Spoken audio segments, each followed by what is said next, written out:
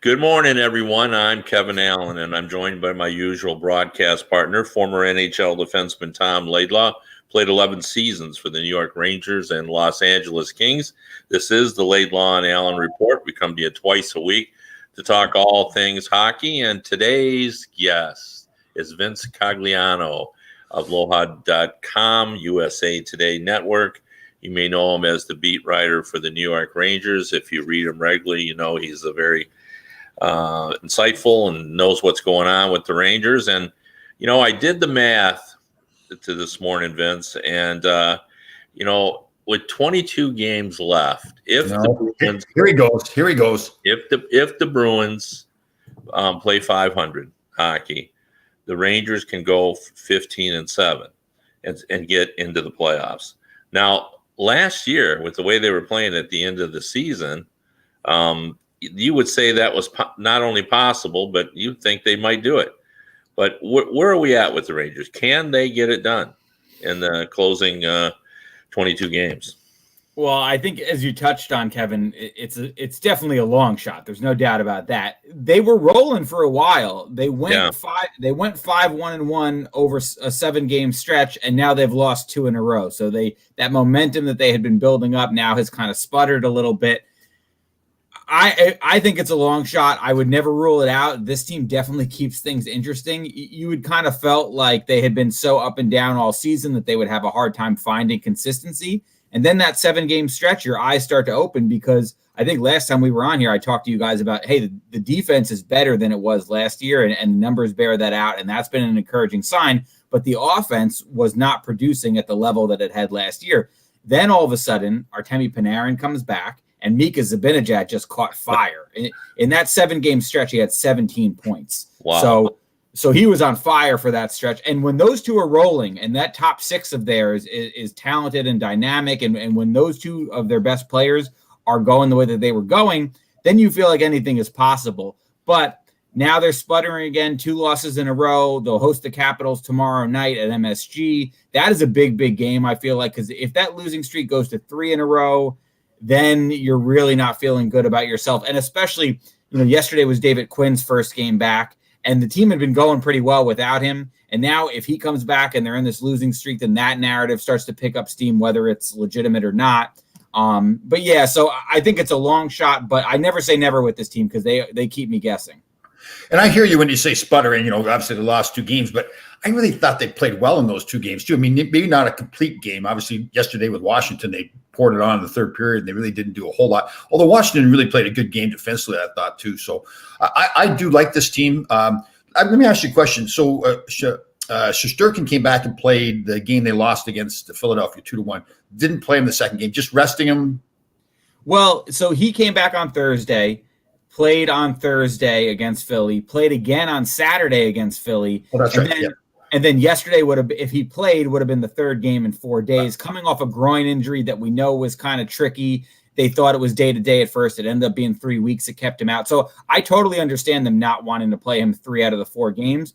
My question was, with Philly struggling and the Caps on fire, personally, I mean, I'm no coach, but personally, I would have considered holding him for Saturday's game and then playing him yesterday against the Caps and going with the backup on Saturday instead of riding him for those 2 games in Philly and then having to go to the backup against the Capitals. Yeah, so, I hear you. I guess the only thing, I hear you. I guess it's just you figure, okay, give him a game to get going against a team that is struggling, right? Don't throw him in there right off the bat after being out that long against a powerhouse team in Washington, right? But he got the 1 game in Philly on Thursday. So then the question was, are you going to play him Saturday or Sunday? They opted for Saturday, right, and then they give up 5 goals to the Capitals on Sunday. I got you. Yeah, I got you. Yeah, Vince, we talk about what the Rangers would need to do to get in the playoffs, but, we also have to talk about the Bruins. Like, they're struggling to score goals. I looked at that this morning as well, and I think the Rangers have 107 goals. And, the Bruins are down in the 80s. I think the Rangers have scored 20 plus goals more than the Bruins. And, that's been a struggle, throughout the season. And, they've had COVID issues, they've had injuries and so forth. But it's not the same Bruins team that can just dial up 4 goals when they need them this time. So, I mean, if there is an Achilles heel with that Bruins team, it's their inability to score like they have in the past. I have a hard time doubting Boston. I actually picked them to win the division at the beginning of the season. I still have faith that they will be a playoff team. But as you mentioned, they have had struggles, no doubt. But the other thing with the Rangers is they're in 6th place right now. Now, we know the Flyers are struggling, but the Flyers, I believe, last I checked, are 2 points ahead of them. Yeah. So they would have to leapfrog both of those teams to get in. And I think the feeling coming into the season was the Flyers looked like they very well could be a playoff team after the season they had last year. So it's a tough division. We've talked about that before. It's even if the Rangers play incredibly well down the stretch, like they could go, let's say, like you said, 15-7 in these last 22 games. And if Boston plays above 500, that's not going to be good enough. So they've been kind of forced to be going with a 3-goalie rotation the Rangers have. Do they think at that point, if Shesterkin can stay healthy, he is the guy and they will ride him like 80% of the games? I don't know about 80%, but I do think that he's going to play the majority of the games. It's pretty clear that he's the number one. That was obvious last year. And then during training camp this year, understandably, I guess they didn't want to just anoint him because Alexander Georgiev in his own right did have a good season last year. But Igor has way outplayed him when he's been out there this season. He's been definitely the guy that gives them the best chance to win. And interestingly enough, now you mentioned the 3-goalie thing, Keith Kincaid has actually outplayed Georgiev. So that was the decision yesterday, was to play Kincaid over Georgiev.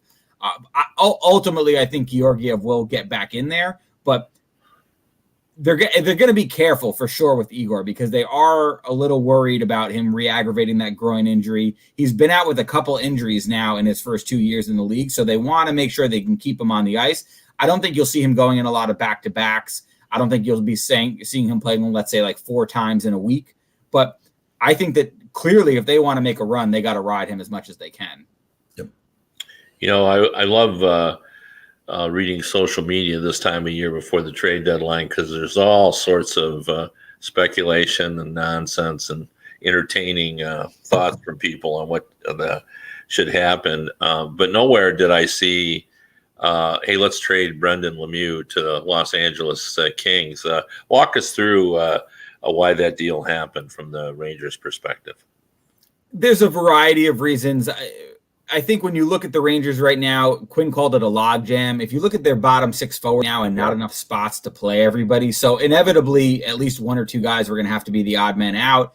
And they did just add Vitaly Kravtsov, who's one of their top forward prospects. He's practicing with the team. My expectation is that we will see him in the lineup at some point. They're not really giving us a timetable on that. Quinn is saying yesterday, I asked him and he said, when we think he can help us, we'll put him in there. So I think at some point you'll see him in. He's not going to play on the 4th line, which is where Lemieux was. So I don't think it directly correlates, but he'll be in, let's say, maybe a 3rd line role, and which will push other guys down.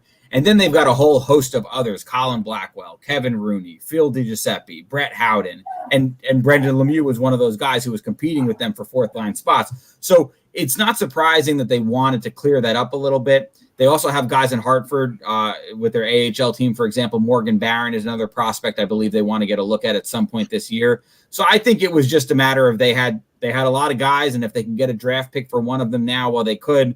They figured why not. It also gives them a little more roster flexibility. We mentioned them carrying 3 goalies right now, so that having a spot for that is helpful for them. And as they, deal with the salary cap, they've actually cleared a lot of salary cap room. So that's not a major concern right now. But even looking ahead to the expansion draft, Lemieux was one of those guys that they probably weren't going to be able to protect. So at least now in this case, they get a 4th round pick for him. I know it doesn't feel like a huge return, but he's a guy who was on that cusp of the lineup bubble as it was anyway. So Fox has shown he can run the power play. He can kill penalties. He showed the other day he could be a goaltender when they were down late in the game, pulled a goalie. Is he going to drive the bus next to? Is he that valuable player? I mean, I just hope what they're careful with him is that we don't get that, like anointing him a Norris Trophy candidate right away. He's a great player, and he may and probably will be a Norris Trophy candidate down the road. But you just hope they're a little bit careful, right? Don't you think? I mean, he is playing great, but didn't they're aware of that there?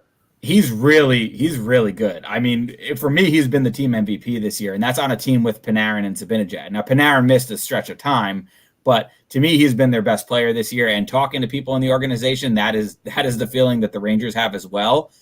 I don't think he's like the Norris front runner, but I think you could make a case for him as a finalist. To me, Victor Hedman would probably be the guy right now. I agree. But I mean, he's been awesome. He really has been great. We know about the offensive skills. He's on a point streak right now. I believe he led the NHL in assists for the month of March, last I checked. And he's running the power play. He's also killing penalties, and he's been really good defensively. Like him and Ryan Lindgren as that top pair for the Rangers has been rock solid for them. So he's awesome. I think the Rangers, for me, looking forward with all the prospects that they've introduced into the roster in the last year or two, he's at the top of the list right now for sure. I agree. Vince, I want to go back to someone you mentioned in the your last answer, Kravtsov. What's the expectation for him? It's always a hard, difficult, challenging read to take a KHL player and put him in the NHL, because in recent years they haven't performed at the level that often. I mean, there's an exception, Minnesota this season, but for the most part, the Russians have been a little bit disappointing in their performance levels. What do we expect from Kravtsov? That's a big question for the second half of the season, because the Rangers are walking a fine line with him. He came over in the summer of 2019, spent the summer in the U.S., did a lot of work from what I understand, was really looking forward to his first NHL opportunity last season. And then he didn't make the team out of training camp. They sent him to Hartford, and it did not go well there. He was not happy about being sent down. You can call it he pouted or he sulked or whatever, but he ended up going back to Russia for a short time because he was unhappy with the situation. Then he comes back, and for the last year or so now, my understanding is he's done everything the Rangers have asked of him. So they've asked him to kind of get better in those dirty areas, to get to the net front more, to get better defensively, to commit to the 200-foot game and not just rely on his skill. And they, from what they say and from what I've talked to scouts and different people, that is the belief. And if you look at his KHL season, he tied for the team lead with Tractor for goals. And if you look at the shot charts for those goals, all those goals came from around the net. So it really shows that he took to heart what the Rangers were asking him to do, and he was letting his skills shine in those dirty areas. So now he's back over here, still hasn't made his NHL debut. The Rangers are saying they want to put him in a position to succeed. They want him to get a certain number of practices. But I believe, especially from talking to a few people in the organization, that it will be a priority for them at some point this season to get him into NHL games. He just made the trip over here again. He's riding this confidence coming off of a good KHL season. I think that you would risk souring the relationship if you don't give him a chance. And then for me, I know you want to say you have to earn everything you get, but I don't see the point of putting him in a fourth line role. That's not the kind of player he is. I think that they need to put him in the top 9 and really give him a chance, give him a legitimate look, whether it's 10 games, 15 games. You got to see what you have in this kid going into next season. I know they want to make a playoff push, but this is still a team that is building toward the future. And if he's going to be a guy that you view as a key part of your future, former first-round pick, top 10 pick, guy with a lot of skill, at some point you got to see what you have. Next year is the final year of his entry-level contract. So if you don't start giving him an opportunity now, when is it going to happen would be my question. So we've kind of forgotten about Tony DeAngelo too. Any news on him? I mean, I'm looking at it that some strong team that maybe wants that last piece of the puzzle going into the trade deadline may grab him. Do you think that could happen? Honestly, no. I mean, never say never, and I haven't really made calls on this in a couple of weeks now, but I wrote a story a month or so ago where I had talked to a lot of people at the time, and it sounded like there was initially a few teams that may have been poking around. They were working the phones a little bit, but it sounds like teams kind of backed off, whether it's because they thought it would be a PR situation they didn't want to deal with. Whatever the case may be, the Rangers are having a tough time finding a suitor for him right now. And the other thing is the Rangers, because the buyout penalty would be so low if they wait to the summer to buy him out, they don't want to retain a lot of salary in any trade. So if a team is going to come to them and say, we'll take him if you eat 50% of the contract, the Rangers are saying no, because they can buy him out this summer and the cost on the cap next year is like under $400,000. So from the Rangers' perspective, to wait it out to the summer is not the worst case scenario. So that is where I believe this is heading. I think it's probably, I mean, listen, some team could swoop in if they feel like they need a skilled defenseman to run their power play and they're in a playoff push and they change their mind. But last I had checked in on it, that did not look like it was heading in that direction. and it looked much more likely that the buyout this summer was the way it would go. Interesting. Vince, we're running out of time, but before you go, are we expecting anything out of the Rangers before the trade deadline? It's a good question. I kind of don't think so, or at least nothing major. I don't think they're going to make any splashy deals because they're in this position now, right, where they want to make a playoff push, of course, but they're not really a buyer at this point. I don't think that they see an opportunity out there to make a big splash. I think that would be more this summer. I definitely think if you look at their prospect pool and all the assets they've accumulated in recent years, they are absolutely going to make a run at trying to get a center. They want a top 6 caliber center, whether it's, and a lot of people speculate about Jack Eichel, but it might be, a notch below that, but they definitely want to go after someone this summer. I just don't see that opportunity for them right now at the trade deadline, especially with so many teams being so tight with the salary cap. And then as far as them being sellers, the main guy that everybody was talking about going into the season was Pavel Buchnevich, because he's going to be a restricted free agent this year. But he's been awesome for them. Yeah. He's been one of their best forwards. And now he's one of their best penalty killers too, which I don't think anybody saw coming. He's one of their leading scorers. So I think that they envision keeping him if they can. And again, he's a restricted free agent, so they do retain some control this summer. So they're not really like with their back up against the wall with any unrestricted free agent right now. I think if I had to guess right now, they're probably standing pat, maybe a minor deal or two. I agree. Yeah, I just got to show you one thing before you go, Vince. All right, this is really important stuff here too.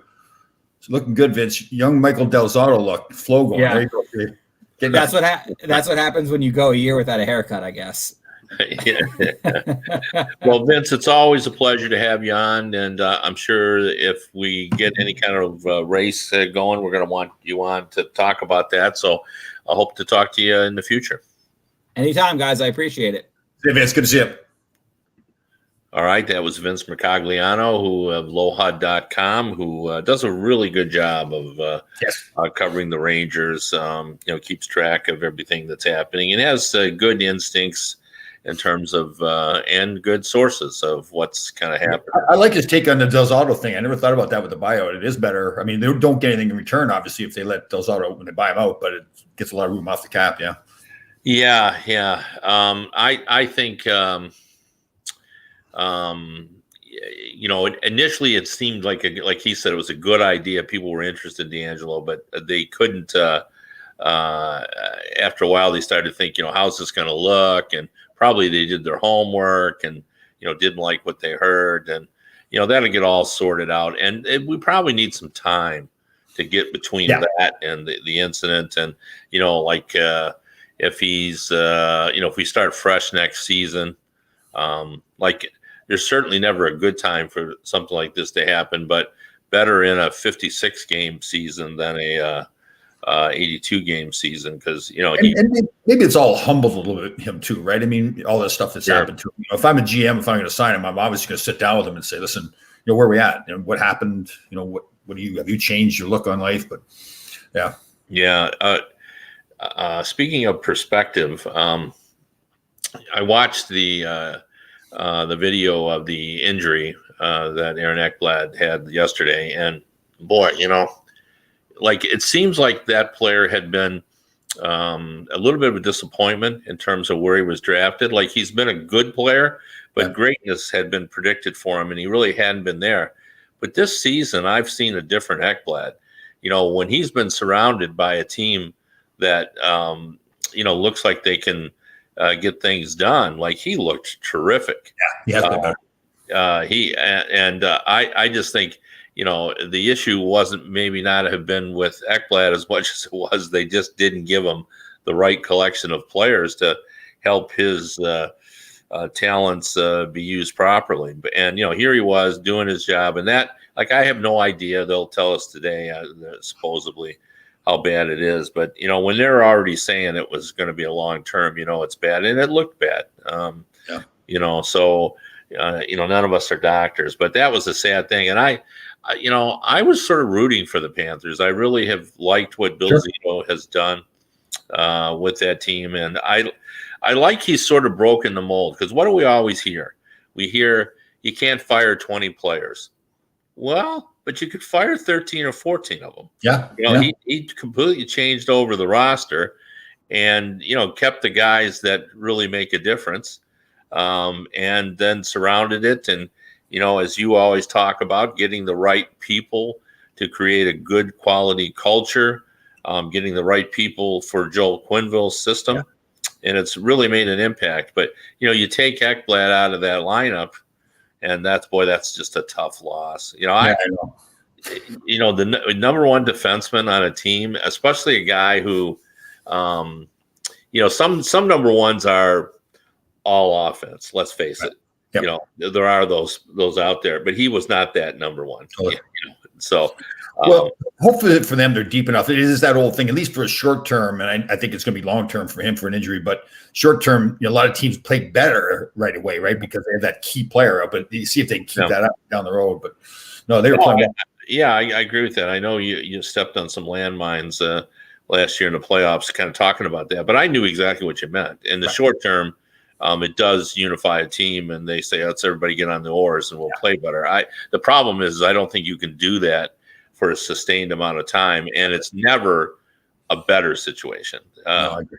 But how about that division they're in there too? Tampa, Carolina. We figured Tampa was going to play great, but Carolina and Florida, they played fantastic too.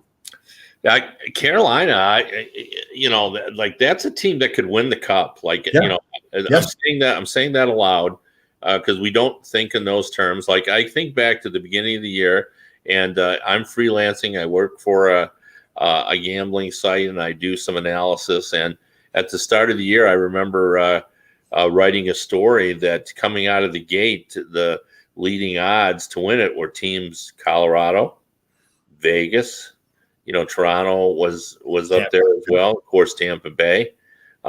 Nobody was saying the Carolina Hurricanes, and here we go now. They're a team that I think could. Kind of question their goaltending. They got that young goaltender. I can't think of his name right now. It's really playing well for them too, right? So that question mark apparently has for now been solved, anyways.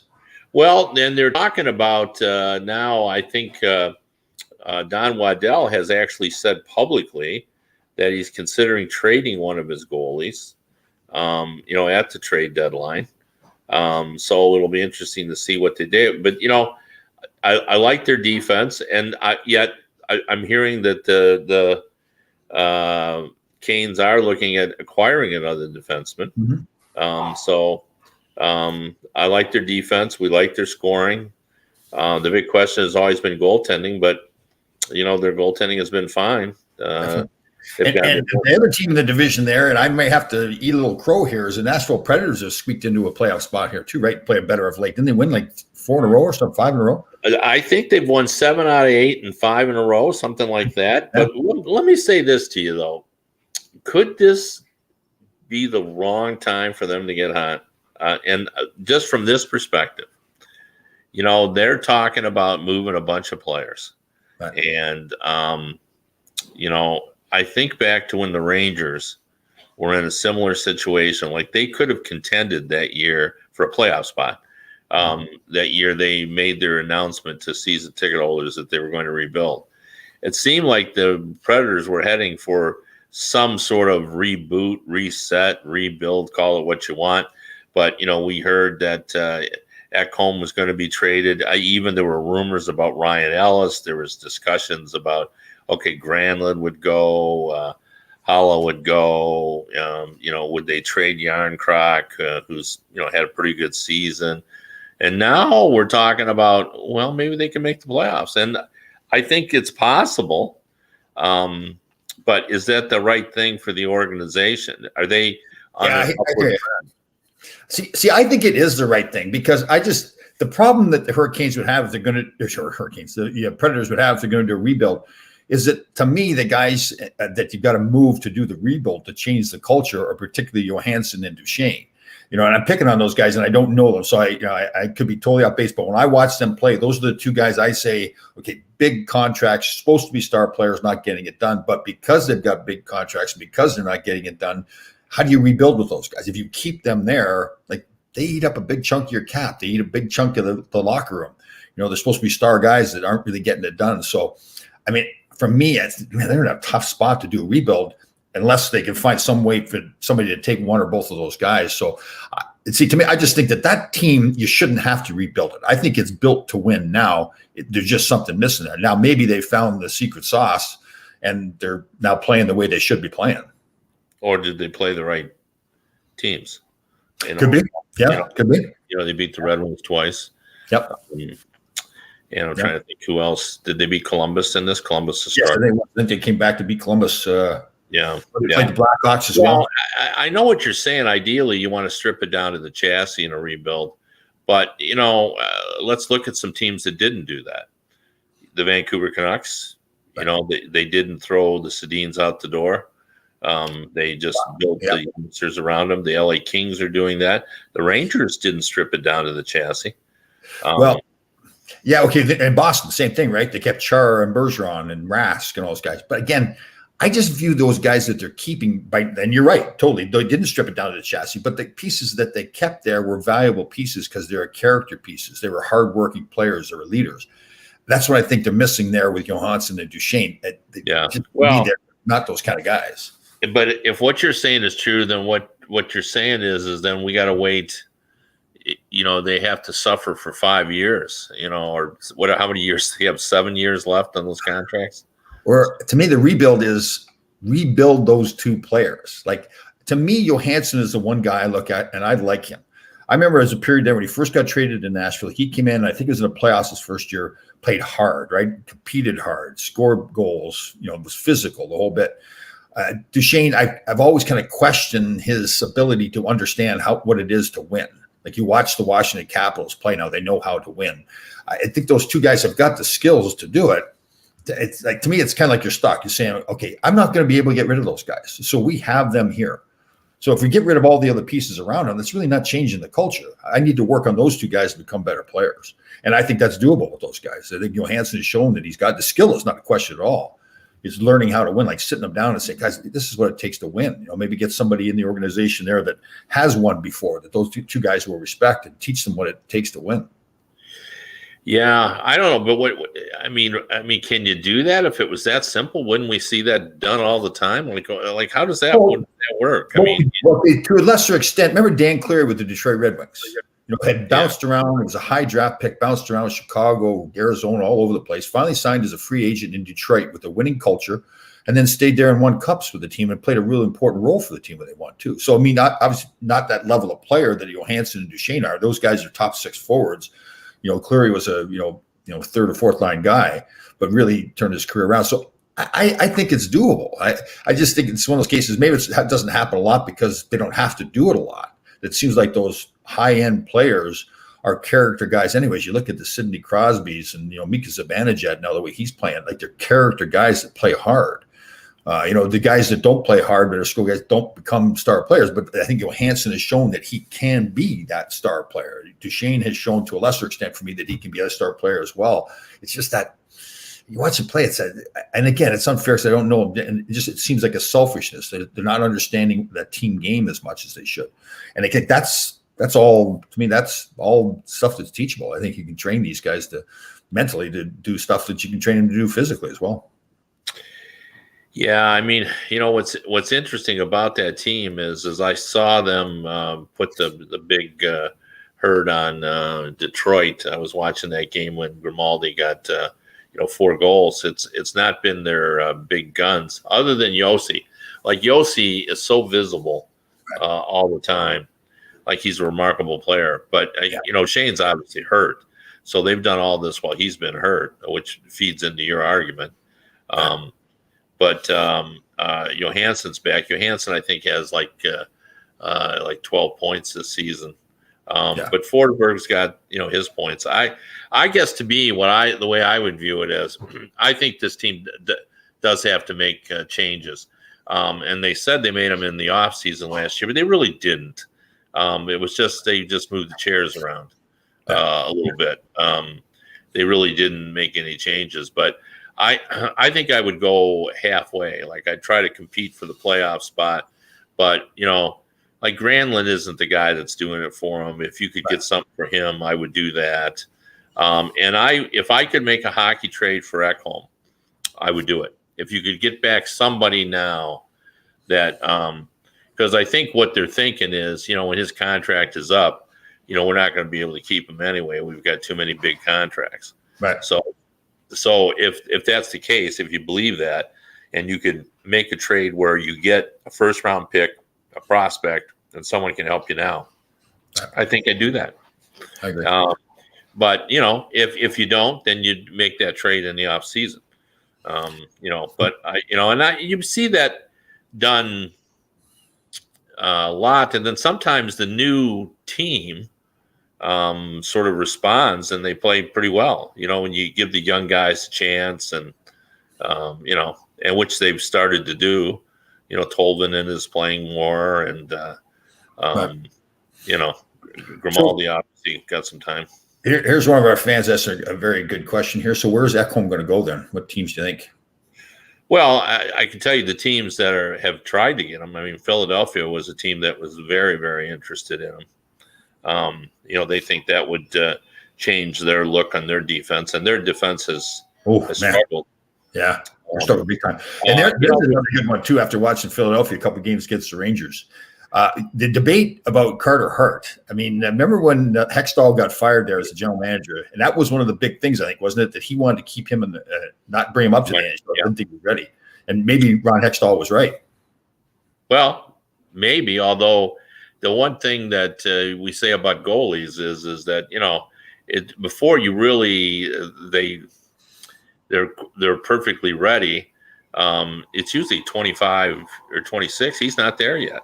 Right. So, I think we could have predicted there'd be some ups and downs, but right now, boy, his confidence looks shot. Oh, terrible, yeah. But, Elliot Friedman, I think it was Elliot that had the piece about that the Flyers might be more interested in Ryan Ellis to bring in there. They think he could, kind of steady that defense. Right. I think Ekholm can do that too, but I think both those guys are in that category. Yeah, I agree. Yeah. So, but although that's a much bigger trade, now his salary for such a top player is reasonable at six and change. Yep. But you got 6 years left on it, so you're committed to him. If you bring him in, where Ekholm is only 1 more year left, and that's only three and change, I think. So, so that would be interesting. But and then the other team I've heard is Boston and Ekholm. I've heard Calgary was interested. A lot of teams. Right. So how about a team that's coming on a little bit right now? The Arizona Coyotes. Ooh, they're knocking on the door, right? Really, that's a good situation for them. Here they thought they were going to be in a position. And I've said this before, but I'll say it again. Rick Tocchet doesn't get enough credit. I know. Yeah. He does a good job. He gets a lot out of his players. Now what do they do with Goligoski? There's a lot of teams that would like to get Goligoski. And he, the rental aspect of it. They don't want to change the outlook moving forward, but they sure could use a defenseman now. He's been around the block a little bit. So is there really that many teams that are contending teams that can do any deals with the cap situation?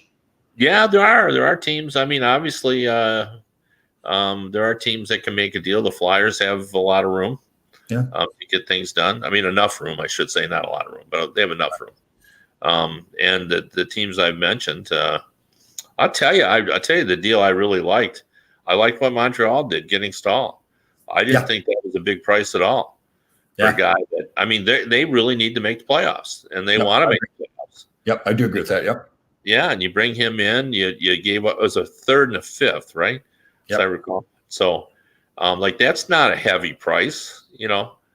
Just go look at your statistics on how many 5th round picks and 3rd round picks make it in the NHL. Definitely. Montreal's in a good spot. They've only played 31 games, whereas Calgary and Vancouver behind them have played 38 and 37 games too. So. Yeah, I like that. Yeah. So, I mean, and they're committed to try to make the postseason. So I really like that. It was a good start to the trading season. Then we, that was landing a big fish, and then we had a small fish with Brendan Lemieux moving to LA. I hear what Vince had to say about the Lemieux trade, but it did surprise me because that's one part of the Ranger team that they don't really have a whole lot of is that physical, gritty player. Yeah. So, Yeah. But, and I know sometimes it's you need to sort of clear some space to get your people in. I mean, Kravtsov is that's a real tough situation for them because, mostly players don't have options, as you know, being a former player. Like it's the only place you want to play is the NHL. But Russians don't feel that way necessarily. I agree. They can go home and be stars in their home country, play fewer games, less travel, make a lot of money. Totally. I agree. And so unless you're, going to be one of the top players. I mean, that's why we only have 30 Russians in the NHL. Is that all it is? It's only 30 Russians. Wow, I didn't realize that. Might be 33, something like that, but it's not very many. Okay, really important thing there. Did your wife see my homemade salsa that I made? I believe I brought it up to her because I saw it, and I was very interested in that homemade salsa because we have a lot of that here. So she did. Yeah, Terry makes salsa as well. So for people who don't know, Terry is Kevin's wife. She's a fantastic cook. She can build houses. She can do just about anything. Yeah, she can. So I seek her approval. I know my Sunday cooking show.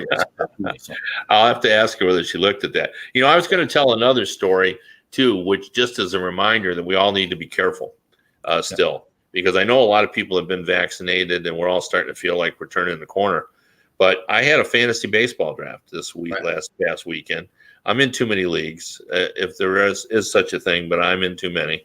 But I enjoy playing fantasy baseball. And we actually had an in-person draft. And I have a physician's assistant as part of our league. And we talked about what we were going to do. And I socially distanced everyone in the room. But just as we, about 10 minutes before we were supposed to start, we get word that one of our longtime people wouldn't be here because they announced at his work the night before that several people had contracted COVID. Right. So he says out of precaution, he's not going to come and wants to do it virtually, which was fine. And then we learned this week, not only did he test positive, but he was hospitalized. Oh. And he had a low oxygen. And so we're all rooting for him to get healthy again. But, what if he hadn't been notified? I know. So then he would have been in my house. I actually hosted the draft and we were socially distanced, but, were we 6 feet apart at all times? Well, no. And, now half of us wore masks. Like I'm fully vaccinated, but I wore a mask. Right. Because you know why I wore a mask? Because the doctor that was here, the physician's assistant who works in an ER, by the way, and sees COVID regularly, he showed up in a mask. So if he was going to wear, you can still pass it even though you have the vaccine. Correct. Yeah, for sure. So and we did, but I just tell that story just as a reminder. Hey, let's be careful out there. Sure. Everybody should be careful. Everybody eat salsa. Everybody eat homemade salsa. That'll be the secret. All right. Well, we thank everyone for tuning in. We'll maybe we'll be back. Depends on some factors going on. So stay tuned. I'll be back. I'll be back for sure on Wednesday. Kevin may not be able to join us, but he's got more important stuff going on. Yep. All right. So thanks for joining us, folks. All right, guys. And remember, you can listen to the radio version of this show on 365 Sports on radio.co. Again, radio.co at 365 Sports. And you can catch Kevin Allen writing on hockeybuzz.com. And then you've got your podcast with Bob Duff. When is that? Tuesday, Thursdays, 4:00, hockeydebates.com. And that's one's worth watching right there. Bob Duff makes Kevin look good. So, yeah, it sure does. All right, guys. Take care.